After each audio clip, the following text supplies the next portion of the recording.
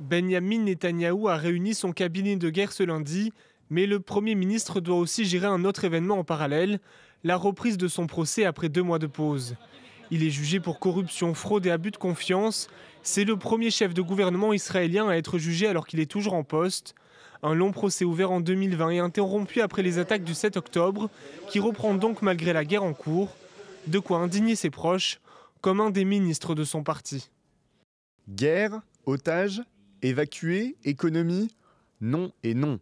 Ce qui est le plus important maintenant, c'est de renouveler le procès de Netanyahou et de confronter le Premier ministre israélien à des témoignages infondés et à des accusations délirantes. La justice reproche d'abord à Benyamin Netanyahou d'avoir soudoyé un patron de presse pour obtenir une couverture favorable de ses actions politiques dans plusieurs médias.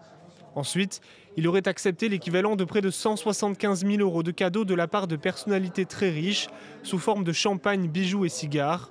En échange, le Premier ministre se serait engagé sur un projet de niche fiscale qui aurait rapporté gros à ces personnalités, projet finalement abandonné après un veto du ministre des Finances. Benyamin Netanyahou dit avoir seulement accepté des cadeaux de la part d'amis et nie toute action illégale.